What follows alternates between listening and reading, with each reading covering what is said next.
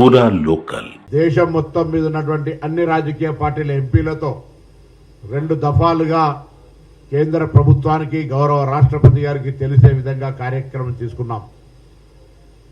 గౌరవ గవర్నర్ గారిని అన్ని రాజకీయ పార్టీల పక్షాన పోయి దీనికి వెంటనే పరిష్కార మార్గం చూపెట్టి చట్టబద్ధత కల్పించమని కోరినాం.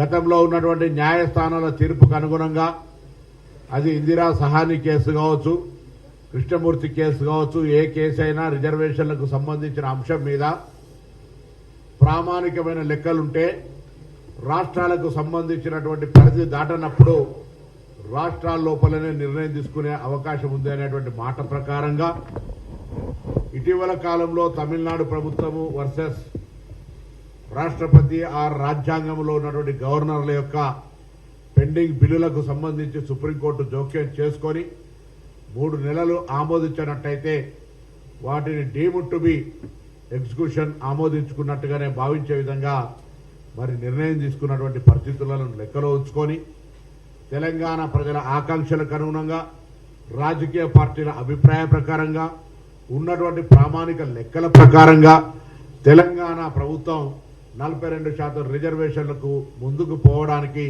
జీవో నెంబర్ 9 ఇవ్వడం జరిగింది. జీవో నెంబర్ 9 ఇచ్చే సందర్భంగా తెలంగాణ బలహీన వర్గాల మంత్రులంగా, తెలంగాణ ప్రజాప్రతినిధులంగా, తెలంగాణ ప్రభుత్వం పక్షాన న్యాయస్థానాలకు ఎవరికైనా వెళ్లే హక్కు ఉంది. న్యాయస్థానం దర్వాజాలు 24 గంటల లోపల ఉంటాయి. కానీ ఇది కూడా ఒక న్యాయపరమైనటువంటి ప్రజాస్వామిక సామాజికమైనటువంటి మార్పుకు నాంది పలికేటువంటి నిర్ణయం. దీని మీద ఎవరు కూడా నోటికాడి ముద్దను చెడగొట్టద్దని ప్రాధేయపడి విజ్ఞప్తి చేసినాం. ఇలా మేమెవరికి చట్టపరంగా ఉన్నటువంటి ఎస్సీ ఎస్టీ రిజర్వేషన్లకు కానీ కేంద్రం 10% ఈడబ్ల్యూఎస్కు రిజర్వేషన్ ఇస్తున్నాడు కానీ మేము ఎవరికి వ్యతిరేకంగా కాదు. ఇప్పుడు తీసుకుంటున్న నిర్ణయం కూడా వారికి ఒక నయా పైసా కూడా హాని కలిగేటువంటి నష్టం కలిగే అంశం కాదు. మేము తెలంగాణలో తీసిన లెక్కల ప్రకారంగా ఆ ప్రామాణికమైనటువంటి లెక్కల ఆధారంగా ప్రజల అభిప్రాయం మేరకు, రాజకీయ పార్టీల అభిప్రాయం మేరకు ఈ నిర్ణయం తీసుకొని ముందుకు పోతున్న సందర్భంలో కోర్టు కూడా ఒక దశలో మెరిట్ మీద మళ్ళీ 8వ తారీఖు వింటాం. మీ ఎన్నికల నోటిఫికేషన్ కానీ మీ ప్రక్రియ కొనసాగించుకోవని చెప్పినందుకు కోర్టుకు ధన్యవాదాలు తెలియజేస్తూ భవిష్యత్తులో కూడా సామాజిక న్యాయానికి ఒక మార్పు జరుగుతున్నప్పుడు ప్రజాస్వామ్యంలో కొన్ని అంశాలకు సంబంధించి చారిత్రాత్మకమైనటువంటి నిర్ణయాలు ఎక్కడో ఒక ఆడ పురిటినప్పుడు దాన్ని బయట పడాల్సి వస్తుంది.